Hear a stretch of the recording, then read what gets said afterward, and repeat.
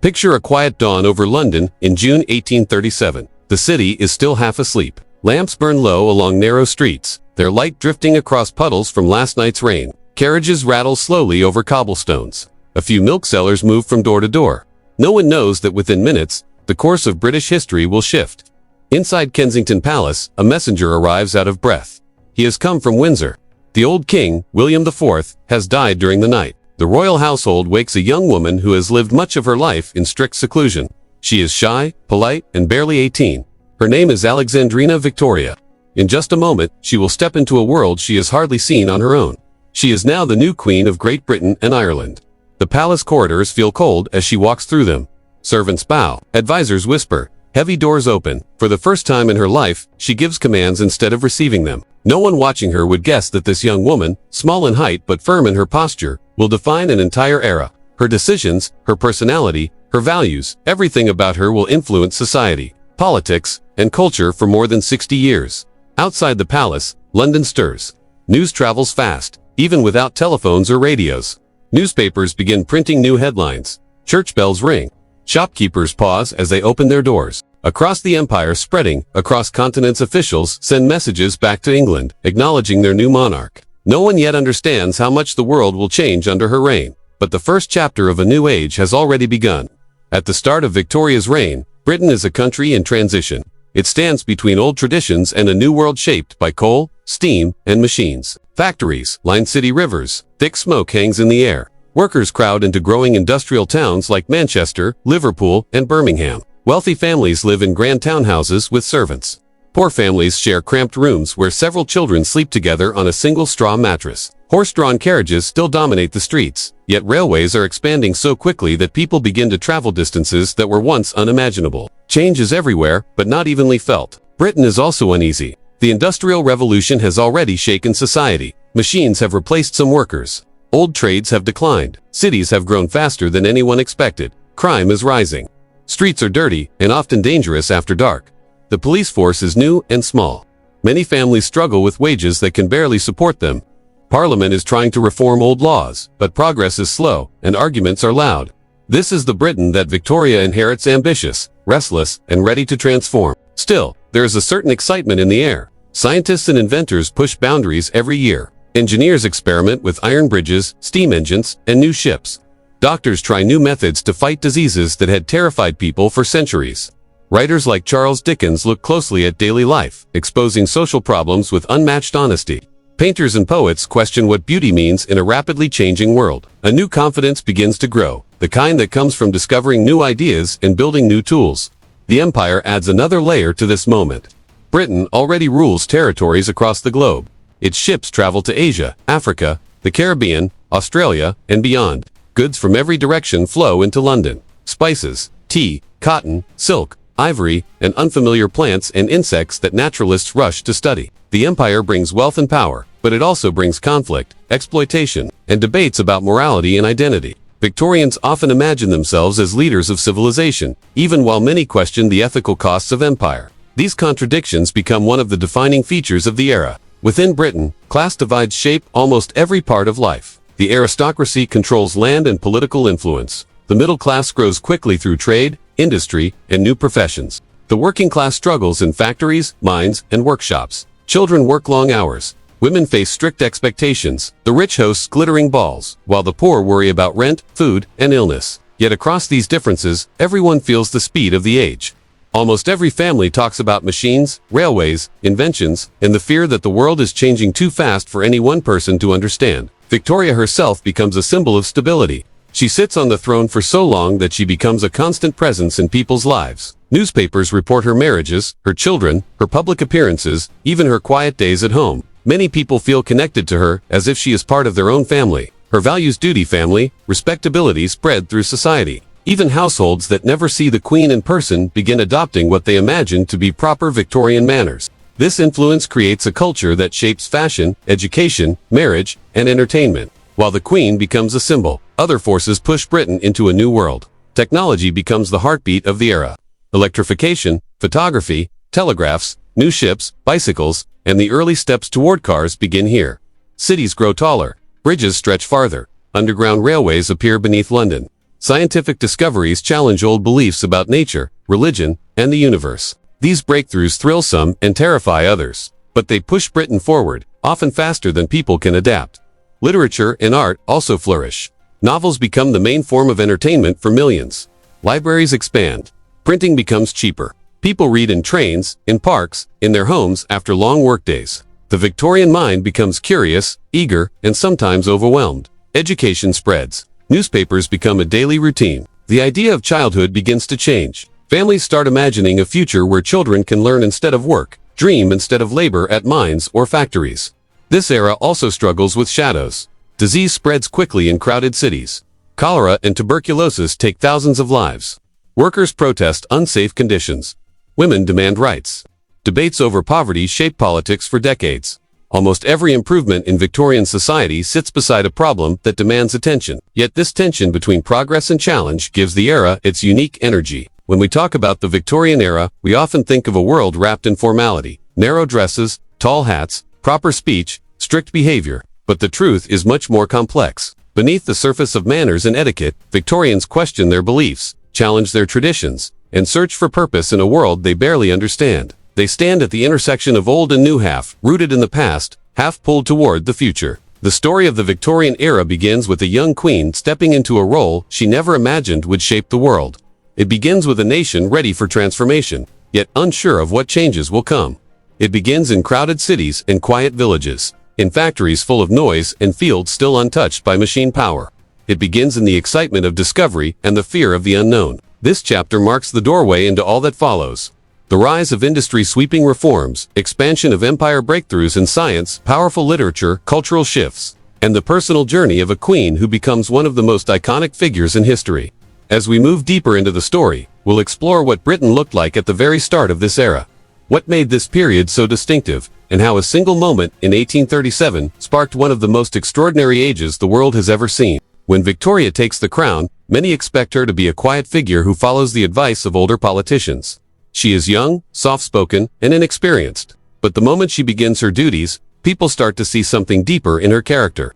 Behind the gentle voice is a sharp memory, a quick mind, and a strong sense of duty. Victoria listens carefully, asks direct questions, and rarely forgets what someone has told her. She enjoys clarity. She values honesty. And, most of all, she carries a firm belief that a monarch must work, not simply appear on balconies. Her personality shapes her leadership from the first day. She insists on reading government papers herself. She studies political debates with real interest. Ministers soon learn that she will not simply sign documents without understanding them. Victoria does not rule as a distant symbol. She rules as a young woman determined to make her mark. Still, she has moments of insecurity. At the start of her reign, she often wonders if she is being guided or controlled. She tries to balance confidence with caution. She struggles with the idea of trust, always aware that many in the palace hold their own ambitions. This mix of strength and vulnerability becomes one of the most human parts of her story. Everything changes when Prince Albert enters her life. Albert arrives from Germany with a thoughtful face, tidy manners, and a mind full of ideas. He is quiet in public but energetic in private conversations. He cares about education, science, architecture, and the future of the nation. Victoria falls for him quickly, but their marriage becomes much more than romance. It becomes a partnership that shapes the entire Victorian era. Albert brings a new level of discipline into the royal household. He reorganizes finances, improves palace management, and sets routines that make the monarchy feel cleaner and more respectable. He gives Victoria support she never had before. He listens to her worries, challenges her opinions, and helps her sort through political issues. Their personal bond becomes the engine behind the early strength of Victoria's reign. Over time, Albert becomes one of the most influential royal consorts in British history. He encourages new inventions and supports the arts. He meets scientists, engineers, and thinkers from across Europe. His ideas help inspire the Great Exhibition of 1851, a showcase of innovation from around the world. Many see him as the quiet brain of the monarchy, someone who works behind the scenes while Victoria speaks for the throne. The royal household itself grows into a powerful symbol. The public watches Victoria and Albert raise their children with a strong sense of family values. In a society that respects order and morality, their home life becomes an ideal. Newspapers publish stories about their celebrations, routines, and even disagreements. People across Britain copy their habits, from fashion to parenting. Socially, the royal family becomes the example of what proper Victorian life should look like. Politically, they become steadying forces during times of uncertainty. Victoria's personal emotions sometimes affect her decisions, but Albert helps her stay balanced. Together, they create an image of unity and purpose that strengthens the monarchy at a time when many European thrones are collapsing. As the years pass, Victoria and Albert build a reputation beyond politics. They support charities, hospitals, arts academies, and educational institutions. They encourage public service and social improvement. Their actions show the country that royalty can be more than ceremony, it can be leadership through influence, example, and compassion. By the mid-19th century, the royal household is more than a family living in a palace. It is a central part of Victorian identity. It shapes fashion, inspires manners, influences politics, and reassures people that Britain has a steady hand guiding it through rapid change. And at the center of it all stand two figures: a queen who grows from a shy teenager into a confident ruler, and a prince whose vision quietly sets the tone for an entire era. As Victoria settles into her role, the public begins to understand something important about their young queen. She is not simply wearing the crown. She is learning how to carry it with purpose. Her personality becomes clearer year after year. She is emotional, honest, sometimes stubborn, but always sincere. Victorians respect this. They see a monarch who feels things deeply and speaks her mind. Even when her advisors wish she would stay silent, her honesty brings challenges. At times, she reacts quickly, especially in her early years. Critics accuse her of being too attached to certain ministers or influenced by court politics. But these moments also show how much she cares. She wants to do things properly. She wants her reign to matter. She wants Britain to be stable and respected. These desires shape her leadership style, direct, personal, and driven by a strong sense of responsibility. Prince Albert becomes the balance she needs. While Victoria leads with emotion, Albert leads with logic. He prefers quiet plans, careful thought, and long-term solutions. Where she reacts instantly, he steps back to observe. Where she feels with her heart, he analyzes with his mind. Their differences create a powerful partnership. Inside the palace, Albert becomes the steady hand guiding many decisions. He reorganizes royal staff, sets up clear rules, and expects professionalism from everyone in the household. Servants notice the change immediately. The palace begins to run like a well-organized institution rather than an old house held together by tradition. Albert's influence reaches far beyond daily management. He introduces Victoria to scientific thinkers and reformers. He brings her detailed papers on social issues, technology, and the economy. He helps her understand how inventions, railways, sanitation systems, and educational changes can reshape the future. Victoria listens closely. Slowly, she becomes a monarch who thinks beyond ceremonies and embraces progress. Their teamwork gives the royal family a new identity. In earlier centuries, monarchs often stayed distant, grand, and unreachable. But Victoria and Albert show a different model. They present themselves as a devoted couple, raising children, supporting charities, and working for the nation. This image becomes one of the strongest symbols of the era. People see them not only as rulers but as a family that represents stability in a fast-changing world. The public pays close attention to the royal children. Portraits of the family hang in shops. Newspapers publish drawings of them playing, reading, or attending public events. This visibility makes the monarchy feel more connected to ordinary people.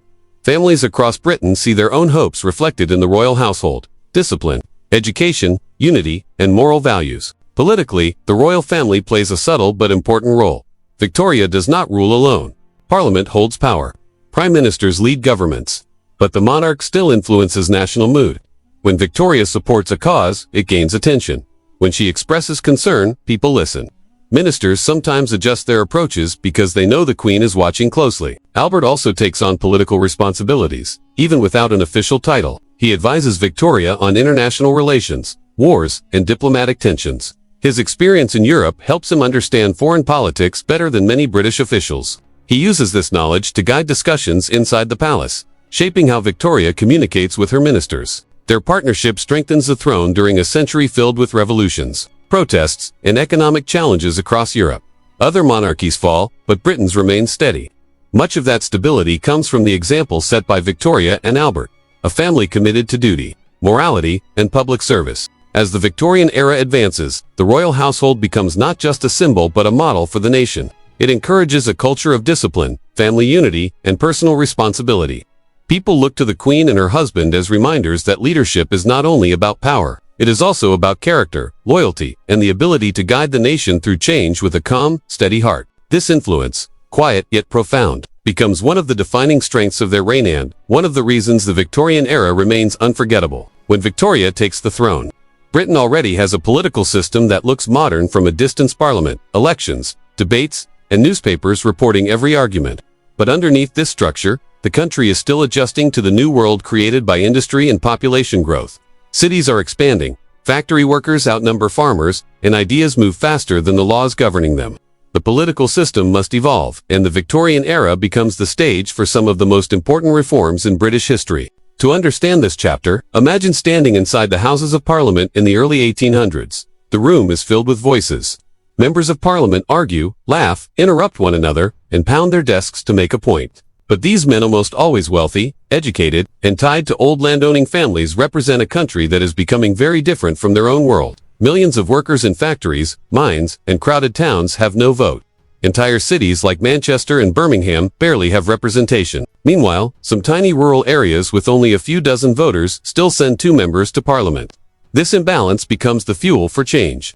The Victorian era turns Parliament into a battlefield for reform.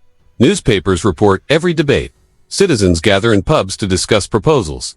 Activists write pamphlets demanding justice. Britain is not facing a revolution like France or Italy, but it is moving toward steady, peaceful political change.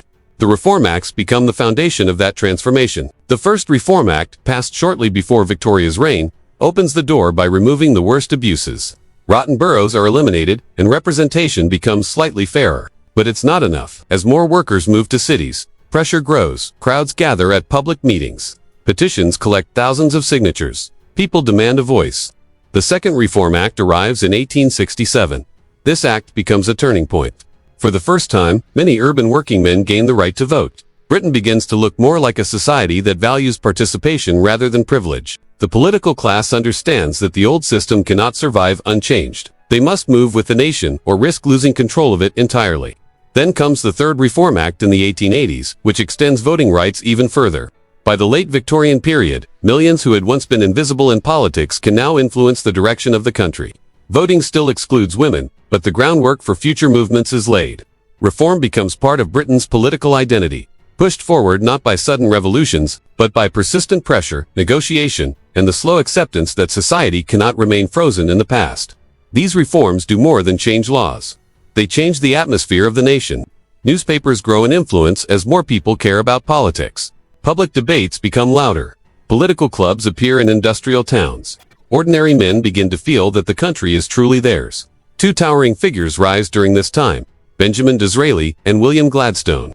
Their rivalry becomes legendary. Their arguments shape Parliament for decades. They disagree on nearly everything, yet both understand the power of reform. Disraeli, with his sharp wit and theatrical style, believes in appealing to emotion and imagination. He presents himself as a man who understands the working class, even though he comes from a literary world. He supports reforms not only to modernize Britain, but to give people pride in their nation. Under his leadership, the Second Reform Act becomes law. Gladstone, serious and disciplined, is his opposite. He studies issues deeply and speaks with intensity. His speeches can go on for hours, but they move audiences because he believes every word. Gladstone fights for financial responsibility, transparency, and justice. He supports reforms because he sees them as moral duties, not political wins. Under him, the Third Reform Act shapes a new democratic landscape. Their rivalry gives the Victorian era a dramatic political energy. Parliament becomes a place of passion, competition, and progress. Citizens choose sides. Newspapers push their favorite leaders. People argue in homes, markets, and workplaces about who is right. Disraeli once described their conflict as a battle between the past and the future. Gladstone believed it was a struggle between duty and ambition. In truth, it was both. While these reforms reshape politics, social reforms run alongside them. Factory laws improve working conditions. Child labor restrictions slowly spread. Public health acts address the dangers of overcrowded cities. Education reforms open classrooms to children who once worked long hours. The Victorian state becomes more active, more concerned with the lives of ordinary citizens. By the late 19th century, Britain has transformed. The political system is still imperfect. Women are still fighting for rights. Workers still face hardships. But the foundation of modern democracy is in place. Voting is no longer a privilege of the wealthy. Laws reflect the needs of a changing nation. Parliament becomes the voice of a broader society. This chapter marks the turning point where Britain begins to match its political structure with its social reality. The Victorian era becomes a story of reform slow, determined, and driven by the belief that a nation must grow alongside its people. The story of Victorian politics is not just about laws on paper, it is about people, arguments, and the slow struggle to make Britain fairer and stronger. After the first waves of reform acts, the nation begins to feel the real impact of change. Cities once ignored by Parliament now send representatives. Ordinary men see their voices matter. Public meetings grow crowded. Newspapers report petitions, protests, and speeches. And every debate is discussed over tea tables and in factories alike. Political life becomes part of everyday conversation. Disraeli and Gladstone dominate this era, but their influence is far more than personality. Disraeli, with his flair for drama and eye for detail, understands the power of symbolism. He knows that politics is about more than bills, and votes it is about inspiring loyalty, pride, and hope. When he supports reforms, it is not just to satisfy demand, it is to make people feel part of a grand national story. He pushes the Second Reform Act through Parliament in 1867, expanding voting rights to millions of working men. Suddenly, politics is no longer the domain of the wealthy elite, it begins to belong to the people. Gladstone approaches politics from a different angle. Serious, moral, and deeply principled, he sees reform as duty. He studies budgets, taxes, and social systems, believing that the government must act responsibly for all citizens. Gladstone's speeches are lengthy, precise, and persuasive. He champions the Third Reform Act in the 1880s, further widening suffrage and laying the groundwork for a more democratic Britain. For him, reform is a moral necessity, a way to align the laws of the land with the needs of its people. These reforms ripple through society. Factory acts reduce working hours for children and women. Public health legislation begins to address disease in crowded urban areas. Education laws open schools to children who once spent long days in mines or mills. Social reformers work tirelessly alongside politicians, ensuring that progress reaches ordinary families. Even though challenges remain, Britain becomes a nation where laws slowly reflect the realities of life outside the palaces and estates. The parliamentary system itself evolves under these pressures. What had been a game of privileges, inherited seats, and influence of the landed gentry begins to resemble a more modern democracy. Constituencies are redrawn, more men vote, and political parties organize more effectively to represent the interests of the growing electorate. Debates in the House of Commons are no longer just about tradition, they are about the future. People listen, citizens care. Politics enters homes and workshops in a way that would have been unimaginable 50 years earlier. The dynamic between Disraeli and Gladstone also defines public engagement. Their rivalry turns politics into a kind of national drama. Supporters of each leader passionately debate policies, from taxation to foreign affairs. Crowds gather to hear speeches in town halls. The press sensationalizes their arguments. This rivalry, intense yet rooted in principle, energizes Victorian political culture, making it vibrant and participatory. By the end of the 19th century, the combined effect of the Reform Acts, social legislation, and strong leadership produces a Britain that is both stable and dynamic. Parliament has grown into a system that can accommodate change. Voting rights have expanded, though not yet fully inclusive. Social reforms begin to protect the most vulnerable. Political leaders show that debate, negotiation, and careful legislation can transform a nation without violence or upheaval. The Victorian political story is therefore not one of revolution, but evolution. It is a story of ordinary people gaining a voice, of leaders balancing principle and pragmatism, and of a society slowly reshaping itself to meet the challenges of a modern world. Victoria's reign provides the continuity, while figures like Disraeli and Gladstone provide the energy and ideas necessary for Britain to move forward.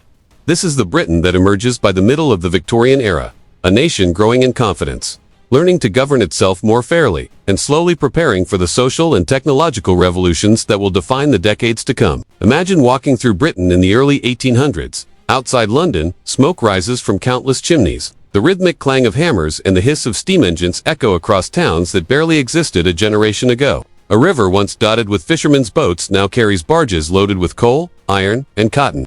This is the Britain of the Industrial Revolution, the beginning of an era that will reshape every aspect of life. It is also the Britain into which Queen Victoria steps in 1837, a nation standing at the edge of enormous change. Factories rise like cathedrals of industry. Brick and iron structures stretch along rivers, canals, and newly built streets. Inside, enormous machines powered by steam turn ceaselessly. Workers, men and women, young and old, move alongside them in a carefully orchestrated dance of production. Cotton mills hum with spinning frames. Ironworks roar with furnaces that glow through night and day. Steam engines, once the marvel of a few inventive minds, become the heart of Britain's industrial power. Their pistons and wheels not only drive machines, they drive the economy, the population, and the very rhythm of life. Railways spread like veins across the country. In 1830, the Liverpool and Manchester Railway begins operation soon. Tracks snake out to towns and cities that had seemed remote only decades before. Trains carry raw materials, finished goods, and people at speeds that astonished the world. A journey that once took a full day by horse can now be completed in a matter of hours. Railways shrink distances, create new markets, and push industrial Britain into a new era of connectivity. Stations become hubs of trade, gossip, and social interaction, where businessmen meet to make deals and families set out to visit distant relatives. This industrial expansion fuels urbanization. Small villages swell into towns. Towns become cities. Manchester, Birmingham, Sheffield, and Glasgow grow at astonishing rates. Streets are crowded. Housing is often hastily built to accommodate the influx of workers. Families live in narrow, overcrowded row houses or tiny apartments, where multiple generations share a single room. Sanitation struggles to keep pace with growth. Diseases such as cholera and typhoid spread quickly through crowded quarters. At the same time, the city pulses with energy. Markets overflow with goods. Shops advertise new textiles, machinery, and exotic imports. The industrial age is not just a change in economy, it is a transformation of daily life. Economic growth accelerates alongside these changes. Britain's factories produce goods for domestic use and export. Cotton from India and America becomes thread and cloth in the mills of Lancashire. Iron from Wales and coal from northern England feed the engines of industry. Shipyards along the Clyde and Thames build vessels to transport these goods around the world. Commerce, finance, and trade expand at unprecedented rates. London becomes a global hub of money and shipping, the beating heart of an empire whose industrial might powers its reach across continents. Britain earns the title workshop of the world for good reason. Its factories produce everything from textiles to machinery, from ships to precision tools. The nation becomes a model of efficiency, innovation, and productivity. Other countries send engineers, entrepreneurs, and students to learn British methods. British goods fill markets across Europe, Asia, Africa, and the Americas. The industrial economy transforms society as surely as the machines transform production. Wealth accumulates in factories and ports, creating a new middle class that thrives on trade, investment, and innovation. At the same time, disparities between the rich and poor widen, creating social tensions that will demand attention in the decades to come. Daily life is shaped by these transformations. The working day is long, often 12 to 14 hours for adults, sometimes more for children. Yet with work comes opportunity. Skilled workers can rise in status and income. Cities provide access to education, entertainment, and social networks previously unimaginable in rural communities. People experience the thrill of technological progress daily, whether riding trains, seeing factories, or using newly available products. Life becomes faster, louder, and more unpredictable. Industrialization also spurs innovation beyond production. Science and technology advance alongside industry. Engineers design stronger bridges, better machines, and more efficient railways. Inventors experiment with steam power, photography, telegraphy, and chemical processes. Industrial towns host exhibitions where the latest inventions are displayed. Britain does not simply produce goods, it produces ideas, methods, and knowledge that spread worldwide. Innovation becomes a national identity, inseparable from economic power. At the same time, the industrial transformation reshapes society in subtle ways. Families adapt to new routines dictated by factory bells. Children attend schools when available or work long hours in mills. Women enter factories, workshops, and domestic service, navigating the tension between earning wages and maintaining family responsibilities. Social reformers notice these struggles and begin advocating for better working conditions, shorter hours, and educational opportunities. Industrialization does not merely create wealth, it creates a society that must learn to govern itself in new ways. Urban landscapes change along with society. Streets are paved, bridges span rivers, gas lamps light the way for pedestrians and workers. Rail stations become architectural marvels and centers of urban life. In some towns, canals and docks remain vital for trade, a reminder of earlier industrial methods. Yet the skyline is now dominated by chimneys, factory walls, and railway arches. Britain's cities reflect the dual nature of the industrial era, immense opportunity and profound challenge existing side by side. The industrial economy also extends Britain's global influence. Factories supply goods for the empire and beyond. Railways, steamships, and telegraphs connect Britain to colonies and trading partners worldwide. The nation becomes a hub not only of production, but of coordination, innovation, and management. London, Birmingham, Manchester, and Liverpool are no longer isolated markets. They are nodes in a global network. This network gives Britain extraordinary economic power, allowing it to dictate terms of trade and influence global politics. Yet the industrial transformation is not just economic, it is cultural. Industrial towns develop social institutions, libraries, reading rooms, and clubs. Workers form associations and unions to protect their interests. Newspapers, cheap pamphlets, and serialized novels circulate widely. Knowledge spreads, giving people a sense that the world is expanding faster than ever. Victorians develop a fascination with progress, machinery, and the promise of human ingenuity. They take pride in their nation's ability to build, innovate, and adapt. The workshop of the world label reflects more than production, it embodies identity. Britons see themselves as creators, inventors, and engineers. The nation's confidence grows alongside its factories, railways, and ports. Even Queen Victoria herself takes pride in this industrial prowess, viewing it as a sign of national strength. Industrialization becomes not just a practical necessity, but a symbol of Britain's destiny on the global stage. However, the transformation comes at a cost. Overcrowding, pollution, and poor sanitation create health crises. Children face dangerous conditions in factories and mines. Workers demand better pay, shorter hours, and safer environments. Strikes, petitions, and social activism become part of industrial life. The government and reformers must adapt, balancing growth with social responsibility. Industrialization creates a complex society, rich in opportunity but full of challenges that test the limits of governance, morality, and community. By the mid to late Victorian era, the industrial transformation has reshaped Britain in every conceivable way. The nation's economy, cities, population, and global influence have expanded dramatically. Daily life is faster, more complex, and more interconnected. Britain truly becomes the workshop of the world, producing goods, ideas, and innovations that ripple across the globe. Yet alongside this power, social tensions and human costs remind the nation that progress is never simple. The industrial transformation defines the Victorian era not just as a period of machines and factories, but as a time of profound change that touches every person, every street, and every corner of the kingdom. This chapter lays the foundation for understanding the Victorian era's economic might, technological ingenuity, and social evolution. The factories, railways, and urban centers of Britain become more than symbols of industry, they become the engines driving a society into modernity. And in the background, the Queen and her government must navigate these changes, ensuring that Britain not only grows stronger, but also remains a nation where progress benefits as many people as possible. As the smoke from industrial chimneys rises into the gray sky, Britain's streets are alive with movement, color, and noise. The Industrial Revolution has transformed the country, not just economically, but socially. To understand the Victorian era, one must look beyond factories and railways, into the lives of the people who inhabit the cities, towns, and countryside. Society is structured, hierarchical, and complex, but it is also in flux, influenced by urbanization, industrial growth, and cultural change. Daily life, class, family roles, and fashion intertwine to form the rich tapestry of Victorian Britain. The upper class occupies the pinnacle of Victorian society. Dukes, earls, barons, and landed gentry live in grand estates, surrounded by gardens, stables, and servants. Life for the aristocracy is defined by ceremony, etiquette, and privilege. Their homes are filled with fine furniture, delicate porcelain, and art that demonstrates status.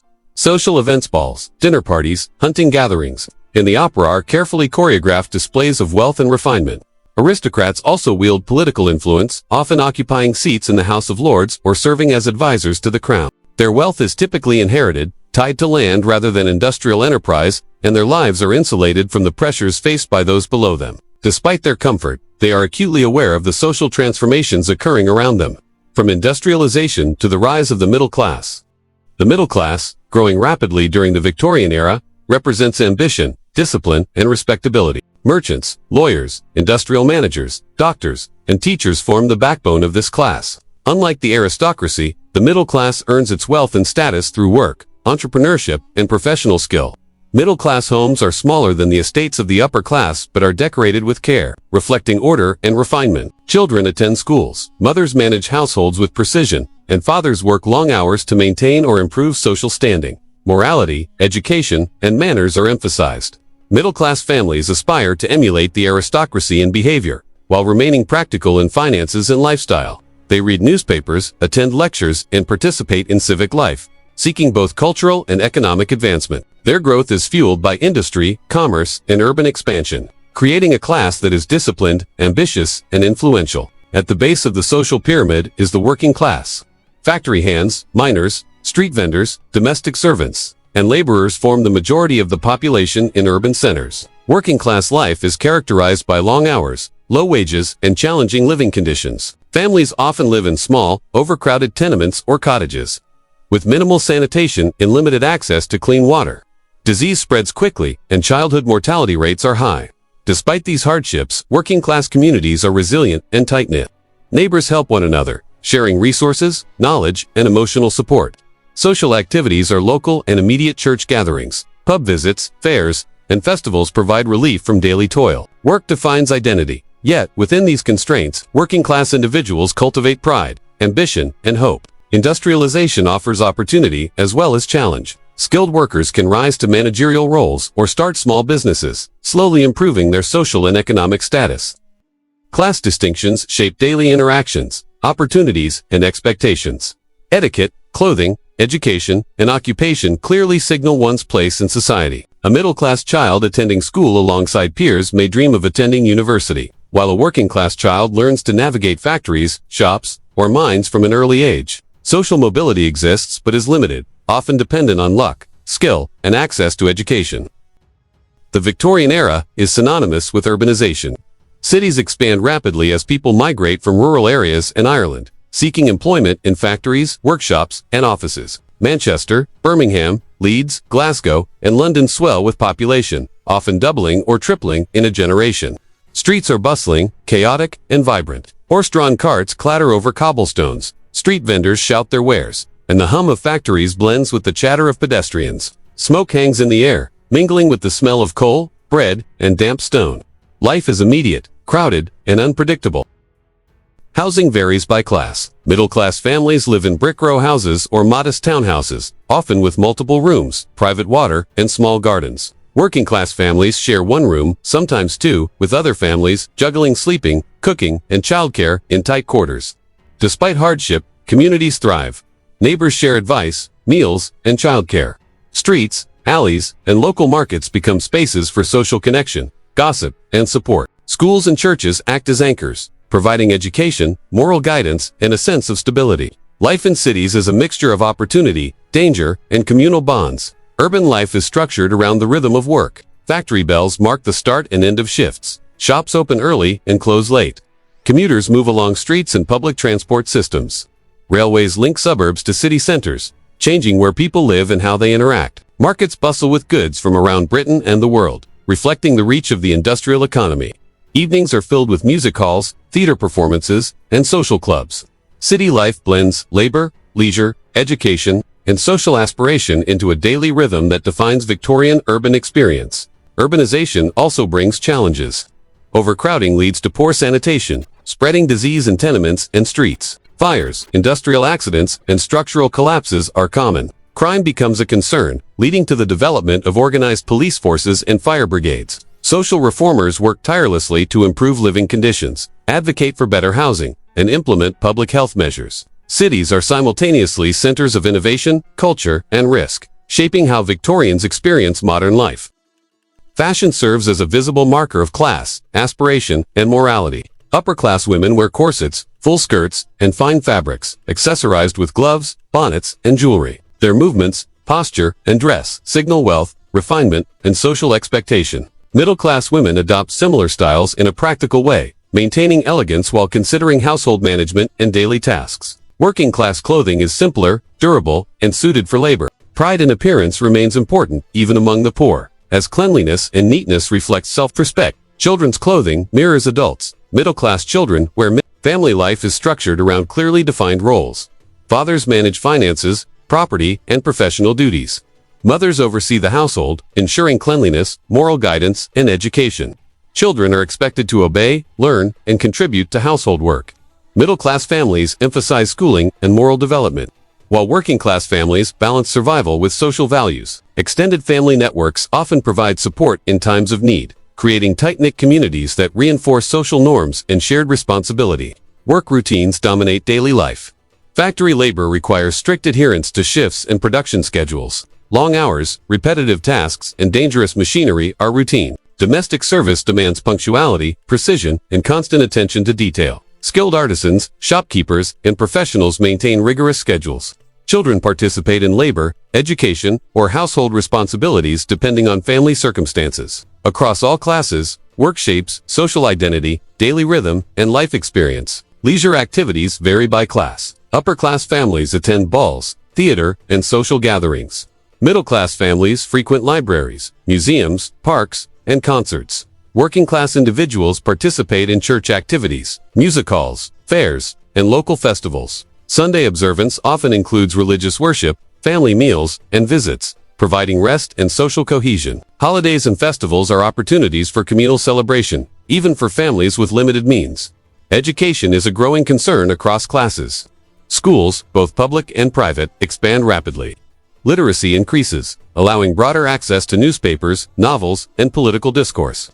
Education shapes not only practical skills, but also moral and cultural identity. Knowledge is both a tool for advancement and a marker of refinement. For the working class, schooling offers hope for social mobility. For the middle class, it reinforces ambition and discipline. For the upper class, it preserves leadership and cultural authority. Religion permeates daily life. Churches, chapels, and missions guide morality, provide charity, and foster social cohesion. Faith informs family structure, labor ethics, and community responsibility. Even as cities grow chaotic and industrialization accelerates, religion remains a stabilizing force, shaping daily rituals, holidays, and communal identity. Communication and media influence everyday experience. Newspapers, pamphlets, and serialized novels are widely available, informing, entertaining, and shaping public opinion. Literacy allows participation in debates, awareness of politics, and engagement with social issues. Printing democratizes information, giving ordinary citizens access to ideas once restricted to elites. This culture of reading fosters imagination, knowledge, and civic engagement. Miniature versions of adult fashions. While working children wear functional garments suitable for labor, the Victorian era was an age when science and invention reshaped the rhythm of life so completely that people at the end of the 19th century lived in a world their grandparents would barely recognize. The pace of discovery felt almost overwhelming. New machines appeared every year. New theories challenged old beliefs, and new medical breakthroughs saved thousands of lives that previous generations would have lost without hope. For Victorians, science was not just a pursuit for scholars. It became a public fascination, a source of national pride, and a force that transformed how people worked, traveled, communicated, and understood themselves. One of the inventions that changed everything was the telegraph. Before it existed, information traveled only as fast as a horse could ride or a ship could sail. A message could take days to cross the country and months to reach distant colonies.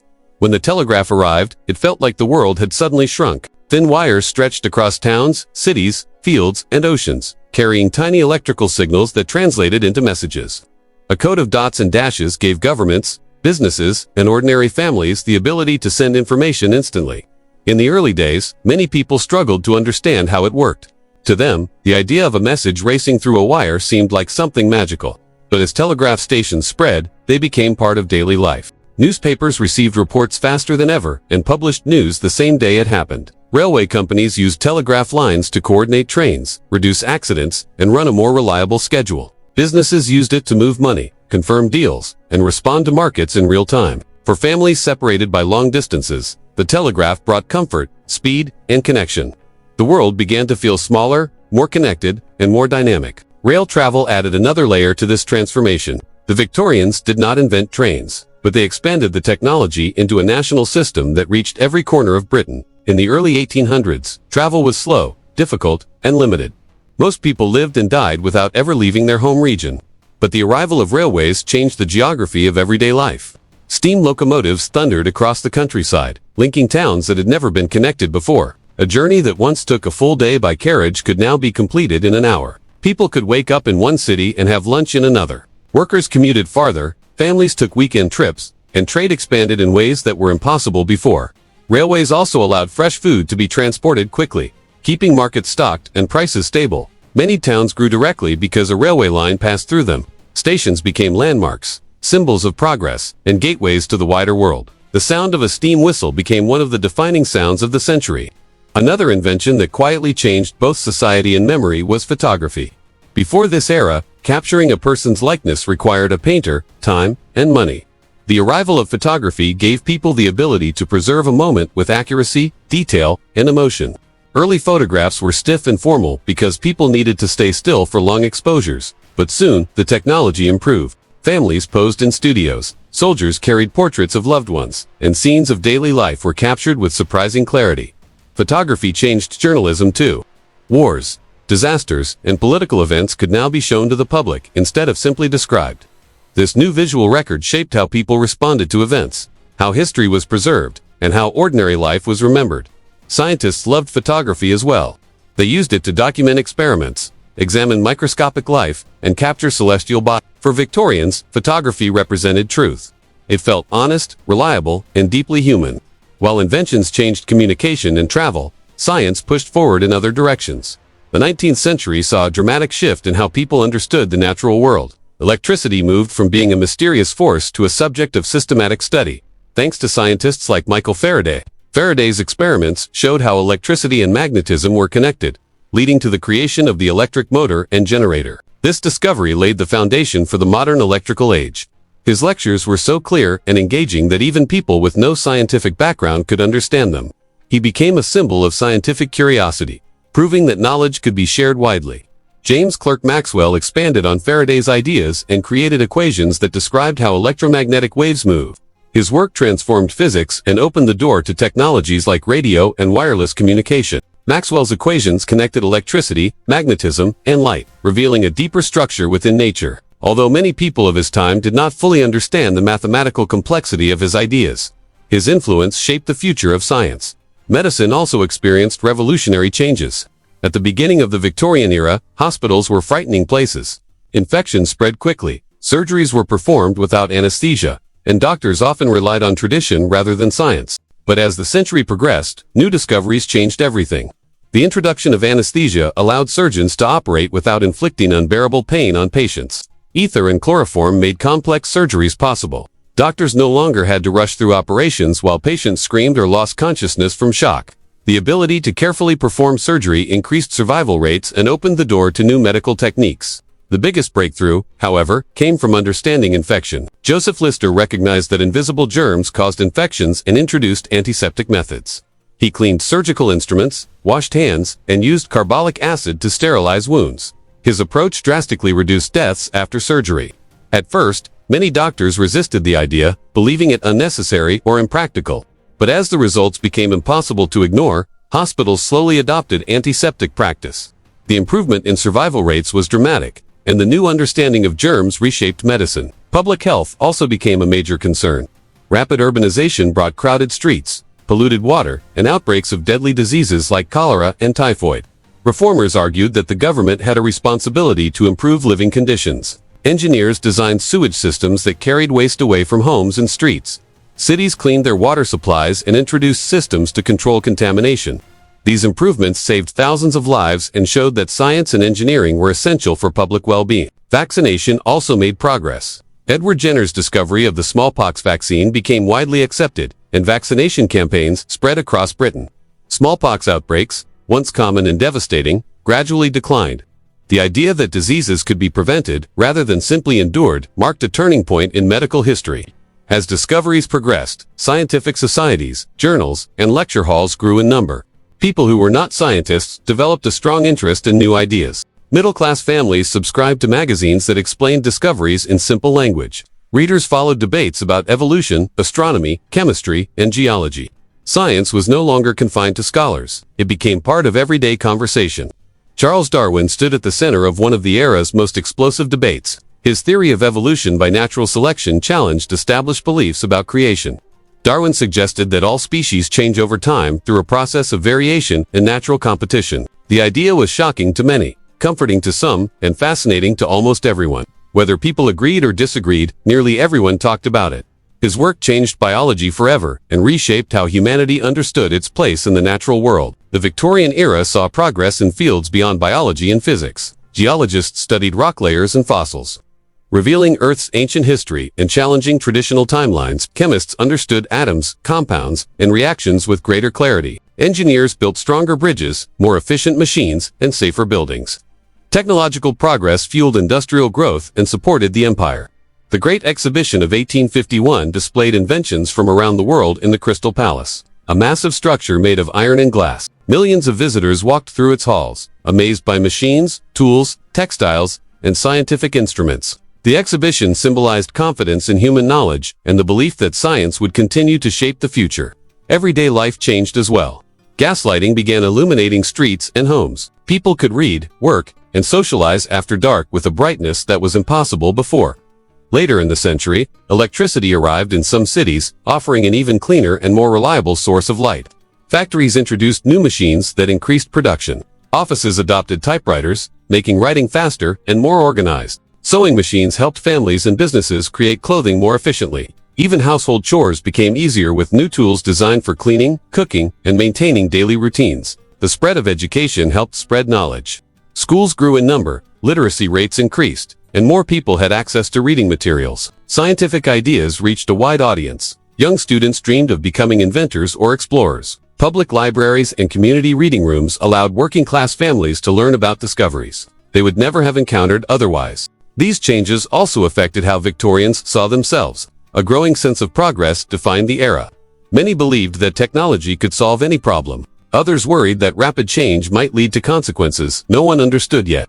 Pollution darkened the skies over cities, industrial waste polluted rivers, and working conditions in some factories remained harsh. But the general mood remained hopeful. The achievements of the century encouraged the belief that the future would be even more advanced. By the final years of Queen Victoria's reign, Britain had become a global center of scientific research and technological innovation. The country's inventions influenced the world. Its thinkers shaped entire fields of study, and its medical breakthroughs saved countless lives. People traveled faster, communicated instantly, and lived longer. Science had become one of the defining forces of civilization. The Victorian era ended in 1901, but its scientific legacy continued to shape the 20th century. Electricity, telecommunication, medical science, industrial technology, and evolutionary theory became part of the foundation for the modern world. The century that followed built on discoveries made by Victorian inventors, surgeons, and thinkers. Their achievements showed how curiosity, determination, and innovation could transform not only a nation but the entire human experience. Culture in the Victorian era was shaped by the same forces that were transforming Britain's politics, industries, and cities. As the country expanded its empire, built railways, and embraced new technologies, writers, painters, architects, and performers tried to make sense of these changes. The era's art was not separate from society. It was a mirror. It captured struggles, hopes, fears, and dreams. It reflected the growth of the cities, the pain of the poor, the pride of the empire, and the shifting morals of a society caught between tradition and progress. It was a period when culture became a central part of public life. Everyone read, discussed, watched, and argued about it. The century opened with one of the greatest storytellers in English history, Charles Dickens. His childhood hardships shaped his imagination and his sense of justice. Dickens had seen the harshness of factory life, debt prisons, and child labor. When he wrote his novels, he poured real life into fiction. His characters felt alive because they were inspired by faces he had seen on London streets. He did not hide poverty or disguise cruelty. Instead, he held them up to the light, forcing readers to confront truths they preferred to ignore. His stories were printed chapter by chapter in newspapers, which made them affordable. Families gathered around lamps to hear a new chapter of Oliver Twist, David G. Copperfield, or Great Expectations. His words traveled through crowded neighborhoods and wealthy salons alike. Dickens gave Britain a conscience. He showed that storytelling could change how a nation thought. While Dickens wrote about the chaos of cities, the Brontë sisters created emotional landscapes that blended romance, mystery, and psychological depth. Charlotte, Emily, and Anne Brontë lived quiet lives in a Yorkshire parsonage, but their imaginations roamed wild. Their novels explored longing, independence, desire, and the complexity of women's lives. Jane Eyre introduced a heroine who demanded respect and dignity in a world that offered her little. Wuthering Heights broke every rule of Victorian storytelling. It was dark, stormy, and filled with raw emotion. And Anne Brontë, as the tenant of Wildfell Hall, tackled issues of abuse and women's rights long before they were openly discussed. The Brontës wrote under male pen names because society was not ready for women with such powerful voices. Yet their stories became classics that outlived the restrictions of their time. Later in the century, another voice emerged. Thomas Hardy. He wrote about rural life with a deep sadness that felt different from Dickens's bustling cities or the Brontës' dramatic moors. Hardy's novels captured villages changing under the pressure of modernity. Old ways of farming, family traditions, and local customs struggled to survive. His characters often faced fate with a sense of tragic inevitability. Tess, of the D'Urbervilles, and Jude, the Obscure, showed the pain of social judgment and the limits placed on ordinary people. Hardy's view of the world was darker, more critical. When his final novel caused public outrage, he left fiction behind and turned to poetry, but his influence continued. He marked the end of Victorian literature and pointed toward the realism of the 20th century. The world of literature was only one part of Victorian culture. Architecture shaped the appearance of cities, giving them the iconic look still associated with the period. As the population grew, architects experimented with new materials like iron and glass. Railway stations rose like cathedrals of modernity. The Crystal Palace, built for the Great Exhibition of 1851, used thousands of glass panels and long iron beams to create a structure unlike anything seen before. It looked futuristic yet elegant. Churches, parliament buildings, and universities adopted Gothic Revival architecture, inspired by the Middle Ages. These buildings had tall spires, pointed arches, and detailed carvings. The style made cities feel old and dignified even as they embraced industrial growth. Architecture became a language of identity. It expressed a desire to balance modern progress with historical memory. Theater grew in popularity as well. London's West End became a center of entertainment, filled with gaslit stages and velvet seats. Plays ranged from serious dramas to comedies, musicals, and operas. Melodramas, with their exaggerated villains and heroes, drew huge audiences. People loved the excitement, the emotional twists, and the moral lessons that often accompanied these performances. Theater provided escape from the pressures of work and the overcrowded life of the cities. It also gave actors celebrity status. Performers traveled across Britain and the Empire, carrying stories with them and shaping a shared cultural experience. While the stage brought stories to life visually, art expressed the deeper moods of society. Early in the era, the Royal Academy controlled much of the art world, favoring classical themes and polished technique. But a group of young painters rebelled against these traditions. They called themselves the Pre-Raphaelite Brotherhood. Inspired by medieval art, nature, and rich detail, they painted scenes filled with symbolism and emotion. Artists like Dante Gabriel Rossetti, John Everett Millais, and William Holman Hunt created works that were vivid, delicate, and sometimes controversial. Their paintings broke away from stiff academic rules and embraced imagination. They influenced fashion, poetry, and design. They revived interest in medieval legends and helped spark later art movements. Culture also developed through new movements that reflected the moral and social concerns of Victorian society. The era was deeply influenced by ideas of duty, respectability, and self-improvement. Middle-class families believed in strict moral codes. Men were expected to work hard and support their households. Women were encouraged to be modest, nurturing, and dignified. These ideals influenced literature and art, shaping themes of virtue, sacrifice, and domestic life. Many writers and artists explored these expectations, sometimes supporting them, sometimes challenging them. One major cultural shift came from the growth of literacy. As education expanded, more people learned to read. Cheap books, magazines, and serialized stories flooded the market. New genres emerged. Detective fiction took shape through writers like Arthur Conan Doyle, whose character Sherlock Holmes became a cultural icon. Adventure novels like Treasure Island captured the imagination of young readers. Women's magazines offered advice on fashion, home care, and morality. Scientific publications explained discoveries in simple language. The printed word became a powerful force. It shaped opinions, spread knowledge, and gave people access to ideas far beyond their immediate surroundings. Music played a role in everyday life as well. Parlors in middle-class homes often contained pianos, and families gathered to sing or play together. Music halls became popular entertainment spaces where audiences enjoyed comedy, songs, magic shows, and variety acts. These lively performances gave working-class families an affordable escape from long hours in factories or workshops. Music halls also reflected a more playful, relaxed side of Victorian culture, which contrasted with the strict moral behavior expected in public. One of the most significant cultural debates of the era centered on moral values. The Victorians prided themselves on discipline, hard work, and propriety. Public behavior mattered. Reputation mattered even more. At the same time, there were contradictions. Behind strict social rules, people struggled with poverty, inequality, and hidden scandals. Literature often brought these hypocrisies into the open. Writers questioned whether society was truly moral or simply performing morality.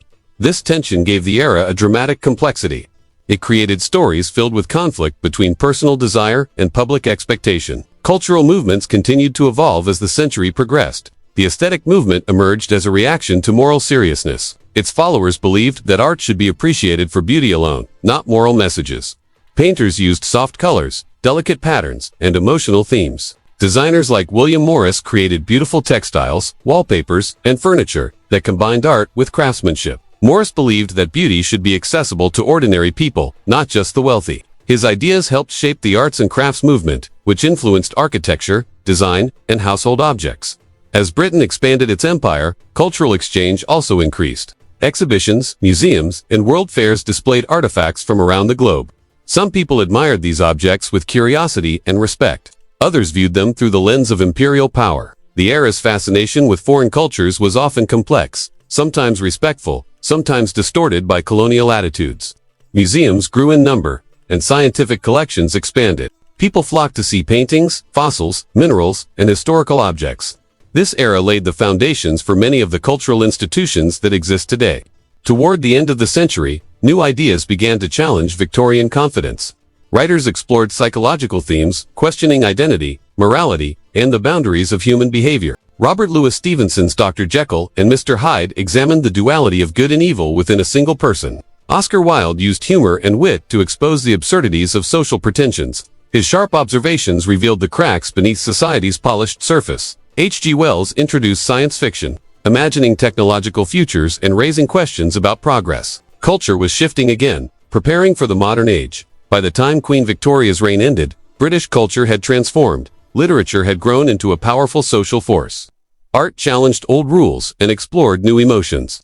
Architecture reshaped cities. Theater and music halls entertained millions. Cultural debates reflected deeper tensions within society. The era produced some of the most influential writers, painters, thinkers, and performers in history. Their works continue to shape global culture, taught in classrooms, performed on stages, and displayed in museums even today. Victorian culture was not defined by a single style or idea. It was a mosaic. It contained nostalgia for the past, excitement for the future, and questions about the present. It was shaped by the struggles of ordinary people, the imagination of artists, and the conflicting values of a rapidly changing world. The richness and variety of the era's cultural output remain one of its greatest legacies, revealing how creativity can flourish during times of transformation. When we talk about the British Empire, we're talking about one of the largest and most influential empires in world history. At its height, it stretched across continents and oceans, covering nearly a quarter of the world's land and population. But the empire didn't appear overnight. It took centuries of exploration, conquest, diplomacy, trade, and sometimes pure opportunism. This chapter looks at how the British Empire expanded across Asia, Africa, and the Pacific, how global trade networks shaped it, and how this growing empire affected both the colonies and Britain itself. The world Britain wanted to shape by the early 19th century. Britain was already rising as a global power. The Industrial Revolution gave it economic strength, advanced ships, and modern weapons. British merchants wanted new markets. Politicians wanted influence. Missionaries wanted to spread Christianity, and military leaders wanted strategic locations. All of these motives pushed Britain outward. The goal wasn't just territory, it was control of trade routes, raw materials, and seas. This was the era when the phrase "the sun never sets on the British Empire" began to feel true. Expansion into Asia, India, the empire's most valuable territory. India became the heart of the British Empire. At first, the East India Company acted like a private empire. It controlled trade textiles, spices, tea and slowly built alliances with local rulers. After the 1857 uprising, the British government took over directly. The Raj transformed India. Railways connected cities and ports. Telegraph lines sped communication. New administrative systems shaped modern governance. British laws and institutions blended with local traditions. But there was also exploitation. Raw materials flowed out of India. British goods flooded Indian markets. Famines worsened under colonial policies. Wealth extraction was enormous. India became both a jewel in the crown and a symbol of colonial inequality. China and the Opium Wars. Britain's push into China reveals one of the darkest sides of imperial expansion. British merchants wanted Chinese tea, silk, and porcelain. China didn't want British goods in return, so the British began smuggling opium from India into China to create demand. The Qing dynasty resisted, but the Opium Wars forced China to open ports and sign unequal treaties.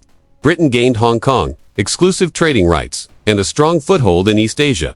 For China, it marked the start of what historians call the century of humiliation. Southeast Asia, strategic ports and trade routes in Southeast Asia. Britain expanded slowly but strategically. Major acquisitions included Burma, Myanmar, after a series of Anglo-Burmese wars, the Malay Peninsula, including Singapore, founded by Stamford, Raffles, Borneo, and other islands used as naval and trading bases. These regions sat along key maritime routes between India and China. Control meant faster commerce and stronger naval presence. The Middle East and the Great Game. The Middle East became important as Britain protected trade routes to India. The Suez Canal, opened in 1869, changed everything. Whoever controlled the canal controlled the connection between Europe and Asia. So Britain bought a major share in the canal and later occupied Egypt. This led to the global rivalry known as the Great Game, where Britain and Russia competed for influence in Central Asia, Afghanistan, Persia, and beyond. Expansion into Africa, early influence, and the slave trade before full colonization. British involvement in Africa centered on coastal trading stations. Participation in the transatlantic slave trade missionary activities by the early 1800s. Britain abolished the slave trade and used its navy to patrol the seas. This shift changed British policy on the continent.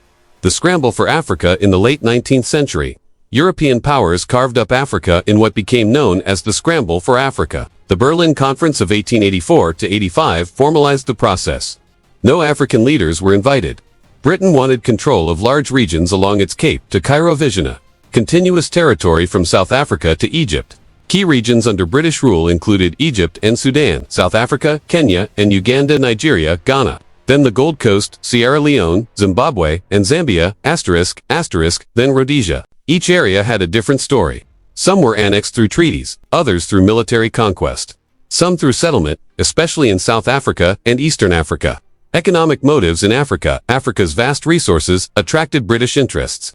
These included gold, diamonds, copper, fertile farmland, access to trade routes. British companies like De Beers became extremely powerful. Many African economies were reshaped to profit European industries instead of local populations. Railways, ports, and administrative systems were built to move goods outward, not develop the local areas.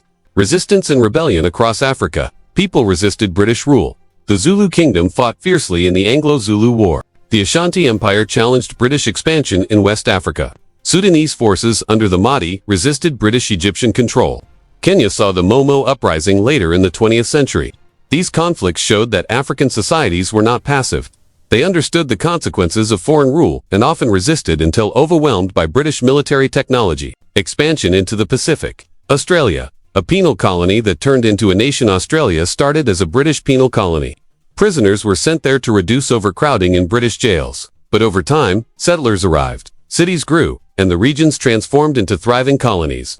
For indigenous Australians, however, the impact was devastating. Land was taken, populations were displaced, and traditional cultures were disrupted. By the late 1800s, Australia moved towards self-government and eventually became a federation in 1901. New Zealand. Treaty and conflict. British settlers arrived in New Zealand, leading to the Treaty of Waitangi in 1840. The treaty was meant to establish peaceful relations with the Mbori people, but disputes over land and sovereignty caused decades of conflict. Yet, compared to many other colonies, New Zealand developed a reputation for more cooperative governance, though tensions remain part of its history. Pacific Islands, small territories, big strategic value. Britain acquired islands like Fiji, Solomon Islands, Gilbert, and Ellis Islands, parts of Papua New Guinea. These territories gave Britain strategic naval bases and played a role in global shipping and communications. Trade networks and global influence. The British Navy, power that connected the empire. Trade depended on naval dominance. The Royal Navy became the backbone of empire, protecting shipping routes and enforcing British interests worldwide. This global presence allowed Britain to link distant territories and control the flow of goods. Industrial advantage. Britain's factories needed raw materials, cotton, rubber, tea, sugar, metals. Timber colonies supplied these. In return, British goods were shipped around the world. This one-way economic design favored Britain heavily. The rise of global cities. Cities like Bombay, Calcutta, Cairo, Cape Town, Singapore, Hong Kong, Sydney became international hubs where trade, culture, and politics mixed. They remain major cities today because of the infrastructure and commercial networks built under the empire. Cultural influence. British influence reached into education, law, language, sports, literature, administration. English became a global language because of the empire. Cricket, football, and rugby spread widely. British legal and parliamentary systems took root in many regions. Impact on colonies. Economic impact. Colonial economies often benefited Britain more than the local populations. Common patterns included cash crop farming, replacing local food production taxes, and forced labor in some regions. Loss of traditional industries. Dependence on exported raw materials. Some regions saw modernization and infrastructure. Others experienced exploitation and wealth extraction that left long-term inequality. Social and cultural change. British rule transformed societies. Education systems changed. New religions spread. Traditional power structures were replaced. In some cases, people gained access to modern medicine and legal rights. In other cases, communities were disrupted, land was taken, and cultures were marginalized. The changes were complex, some positive, many negative, all long-lasting. Political impact. The empire left behind borders drawn without regard for ethnic groups, centralized bureaucratic states. New political elites trained in British systems in the 20th century. Many colonies used British legal and political ideas to demand independence. Impact on Britain itself, economic benefits. The empire helped Britain become the wealthiest industrial nation of the 19th century. Colonial trade powered industries, ports, and financial markets. British companies grew richer because they dominated global commerce. Cultural diversity. Britain became more connected to the world. Goods, ideas, and people flowed into the country. Spices, tea, new foods, scientific knowledge, artistic influences. Tea became a national drink only because of the empire. Military and political power. The empire elevated Britain to global leadership. It shaped foreign policy, military strategy, and national identity. But maintaining such a large empire was expensive. Over time, the cost of controlling distant territories contributed to Britain's shift away from imperial rule. The beginning of decline. By the early 20th century, 2 world wars weakened Britain. Colonies demanded self-government. Nationalist movements spread across India, Africa, and Asia. The empire gradually transitioned into the modern Commonwealth. Conclusion, a legacy that still shapes the world. The growth of the British Empire changed global history. It shaped modern borders, languages, economies, and societies. It brought technological development in many places but also caused exploitation, cultural loss, and political conflict. Understanding this chapter helps us see how deeply connected the world became during the 19th century and how many modern issues, good and bad, trace back to this powerful global empire. Britain in the Victorian era often looked powerful from the outside. Factories produced more goods than ever before. Railways crossed the country. The empire expanded across continents. Queen Victoria seemed to rule over a confident, rising nation. But beneath this image of progress and prosperity, the century was marked by deep struggles, heartbreaking tragedies, and painful lessons. The Victorian story cannot be complete without exploring the moments when society cracked, when injustice was exposed, and when ordinary people demanded change. This chapter takes you into the heart of those struggles. You will see famine in Ireland, war in Crimea, children working underground, and families trapped in poverty. But you will also see growing awareness, activism, and reform. You will witness how public opinion shifted, how newspapers shaped debate, and how political leaders were forced to confront the suffering of millions. It is a chapter of sorrow, courage, and transformation. The Irish famine, the tragedy, begins in Ireland, a part of the United Kingdom during Victoria's early reign. For many families, life in Ireland was fragile long before disaster struck. Millions of people depended on the potato as their main source of food. It grew easily in small plots, supported large families, and was often the only thing that stood between survival and starvation. Then, in 1845, a strange disease spread across the fields. Potatoes that looked healthy on the outside turned black and rotten when sliced open. Within days, entire crops failed. Farmers watched helplessly as the blight destroyed their harvest. The next year, it returned worse than before. Soon the countryside fell into desperation. Farmers who once fed their families now had nothing. People attempted to eat what remained, scraping the last edible potatoes from the soil. Mothers searched the ground for anything to feed their children. Reports from the countryside described families fainting from hunger, whole villages silent except for the cries of the sick. The famine lasted for years, taking an unimaginable toll. The British government struggled with how to respond. Some officials believed that free market economics should be left untouched. Others feared that too much aid would create dependency. Food imports were limited, relief measures slow, and bureaucracy often cold and rigid. Grain continued to be exported from Ireland even as people starved. This created bitterness that still shapes Irish memory. Hundreds of thousands died of hunger or diseases caused by malnutrition. Millions fled abroad, mainly to the United States and Canada, on overcrowded ships that came to be known as coffin ships. Many died during the journey. Those who survived started new lives far from home, forming large Irish communities across the world. The famine changed Ireland forever. Its population dropped dramatically and never returned to pre-famine levels. It also created lasting tension between Ireland and Britain. The tragedy became a political wound that played a major role in calls for Irish independence later in the century. For Britain, it was a moment that exposed the limits of its policies and the need for more compassionate governance. The Crimean War, while Ireland was suffering at home, another crisis unfolded abroad. In 1853, tensions in the Ottoman Empire drew Britain, France, and Russia into conflict. The result was the Crimean War. It became one of the first wars reported directly to the public through newspapers. This changed how people understood war. The Crimean War, young soldiers left Britain expecting quick victory. Instead, they faced confusion, disease, poor supplies, and bitter winters. The army struggled with organization. Food ran short, weapons malfunctioned, Medical care was almost non-existent. When injured soldiers reached makeshift hospitals, they often found chaos. Reports from the front shocked British citizens. For the first time, readers could follow battles and suffering almost day by day. Journalists described the conditions in dramatic detail. They revealed how unprepared the military was and how soldiers were dying more from disease than enemy fire. One of the most memorable episodes was the charge of the Light Brigade, where miscommunication sent British cavalry straight into heavy artillery fire. The bravery of the soldiers was unquestioned, but the disaster highlighted the failures of leadership. The Crimean War also introduced the world to Florence Nightingale, witnessing the terrible state of military hospitals. She reorganized care, improved hygiene, and reduced death rates drastically. Her work transformed nursing into a respected profession and changed public expectations of medical treatment. She became a national hero, a symbol of compassion and scientific reform. The war ended in 1856, but the lessons it taught Britain lasted much longer. It forced the government to rethink military organization, logistics, and healthcare. It showed that the public would no longer accept silence or secrecy from leaders, and it demonstrated how powerful the press had become in shaping opinion. Poverty in Victorian Britain. As the century progressed, Britain grew richer, but the wealth was uneven. While upper-class families lived in large townhouses and country estates, and the growing middle class enjoyed comfort and stability. Millions of working-class people faced relentless hardship. Cities expanded rapidly as factories multiplied. Workers moved from rural villages to industrial centers like Manchester, Birmingham, and London. But housing could not keep up. Families squeezed into small damp rooms. Streets were crowded and filthy. Sewage flowed openly. Disease spread easily. Jobs were long and exhausting, often with dangerous conditions. Families living in slums struggled daily. A single illness or job loss could push them into homelessness.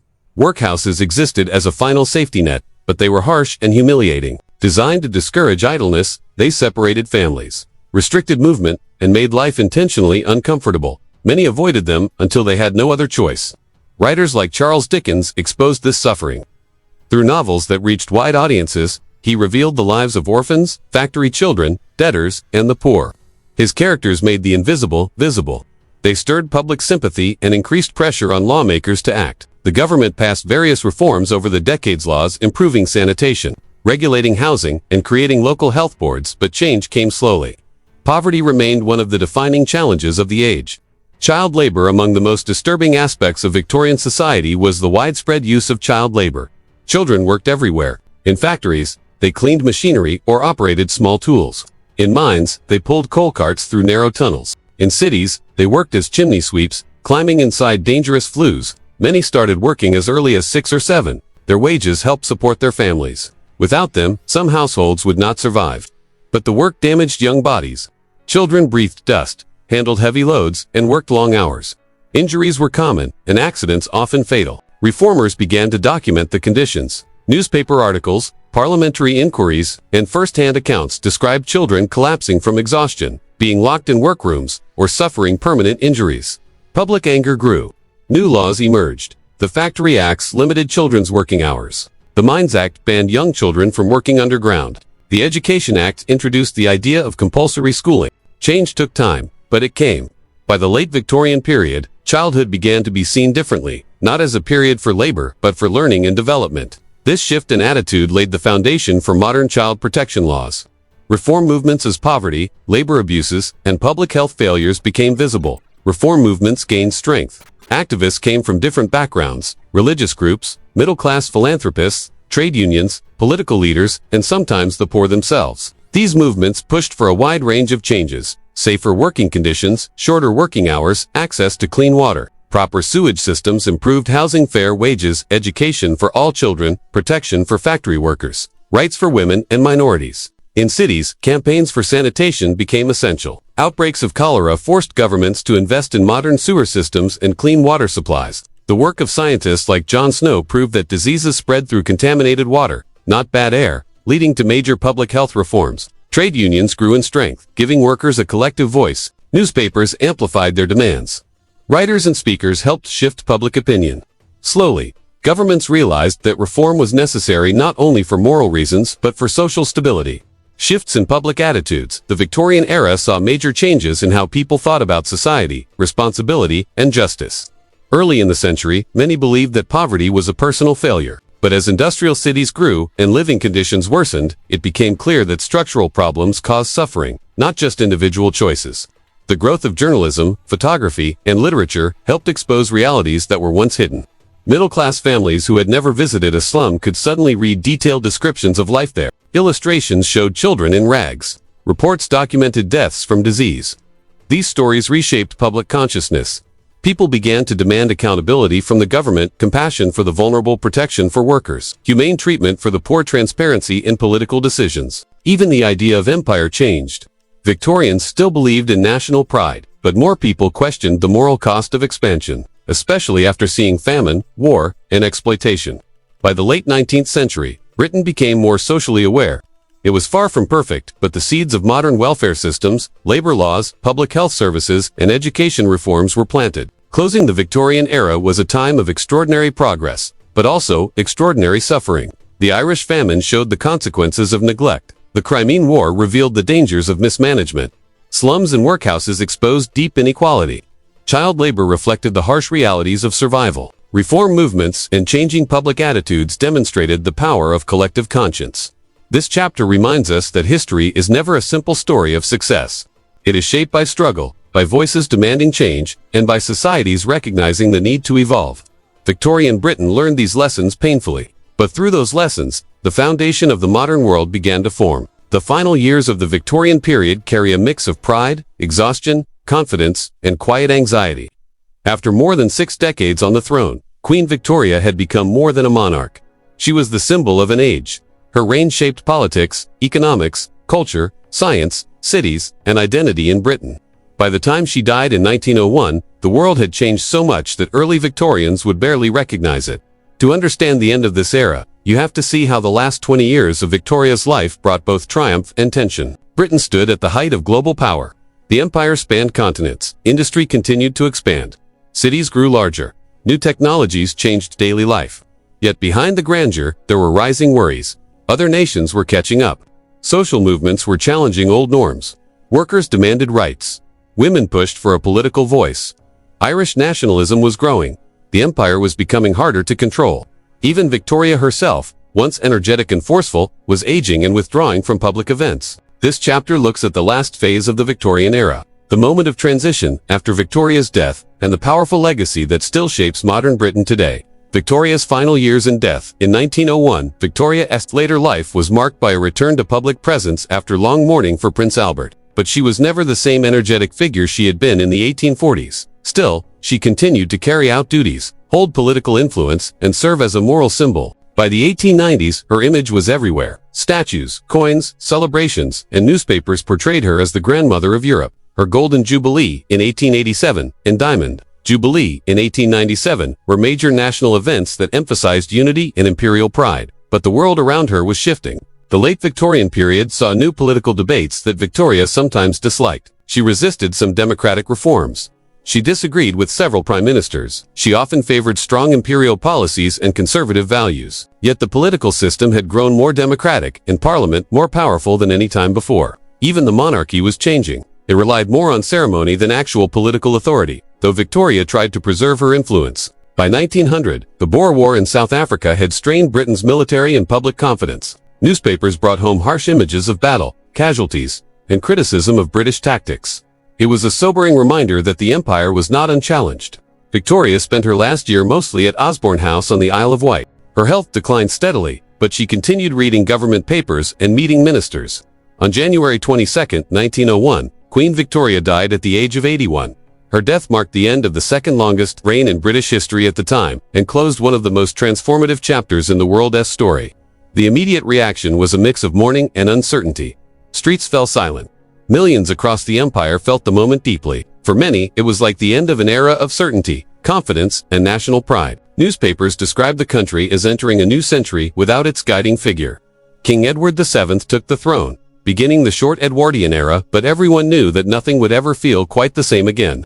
How the Victorian era shaped modern Britain. To understand the impact of the Victorian era, it's important to see how deeply it transformed the foundations of Britain. Most modern institutions, habits, and values that define today's Britain have some link to the Victorian period. What people ate, how they traveled, how they worked, how they communicated, how they governed, and how they saw the world all changed dramatically. 1. The political legacy. Victorian politics produced the modern British political system. The Reform Acts expanded voting rights and reshaped Parliament into a more representative institution. Although true democracy was still decades away, the basic direction was set. Prime ministers became powerful figures. Parties became organized.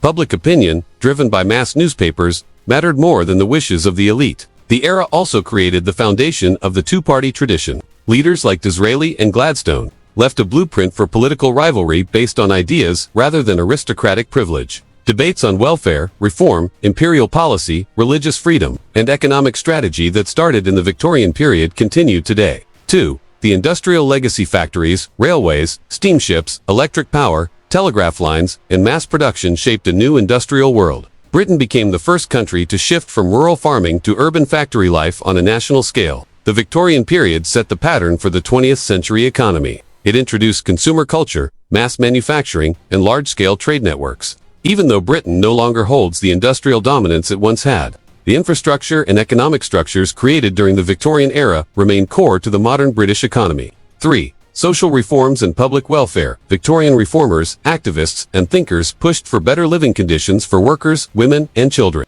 While the changes were incomplete, the period started the movement toward social welfare. Child labor reforms, urban sanitation, public health measures, and early education laws established the idea that the government should care about citizens' well-being. Without these Victorian reforms, modern public services in Britain would not exist in their current form.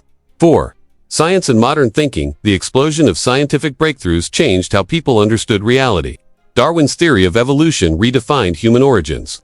Advances in medicine lengthened life expectancy. New technologies like photography, electricity, and communication systems created a new relationship between people and information.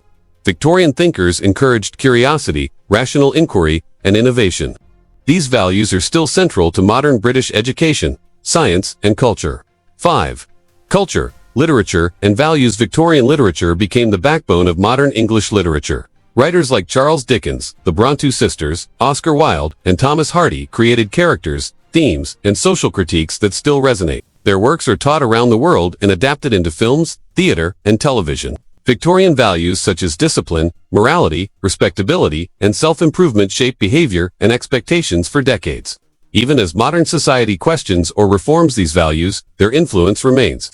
The long-term influence of Victorian values and innovations. The Victorian era did not fade away after 1901. Its ideas spread far into the 20th and 21st centuries. The empire's lasting imprint. The British Empire shaped global borders, languages, laws, and cultures. English became an international language. Parliamentary systems were adopted in former colonies. Rail networks, legal codes, administrative systems, and educational structures often followed Victorian patterns. While many of these legacies are debated today, their impact is undeniable. Modern cities and infrastructure. Victorian engineers built bridges, roads, railways, and water systems that are still used. The layout of many modern British cities was shaped during this period. The suburban lifestyle also began in late Victorian years. Social consciousness. Victorian movements for abolishing slavery, improving labor conditions, protecting children, and advancing women's rights built a moral foundation that modern Britain often looks back to. Cultural imagination. The Victorian period continues to inspire filmmakers, writers, artists, and historians. Its combination of confidence, innovation, inequality, expansion, and contradiction makes it endlessly fascinating. Outro, with your personal comments if you've watched this far. Thank you for staying with me through this journey into the final chapter of the Victorian era. This age shaped everything from modern politics and industry to science, culture, and the way Britain sees itself today. Queen Victoria may have passed in 1901, but her influence continues to echo across the world. If you enjoy deep history, explained in a clear and engaging way, make sure you like the video and subscribe to the channel Past Picture. Your support helps me bring more detailed documentaries and long-form history content to you. See you in the next video. If you want this outro in a different tone or want a shorter version for YouTube, tell me.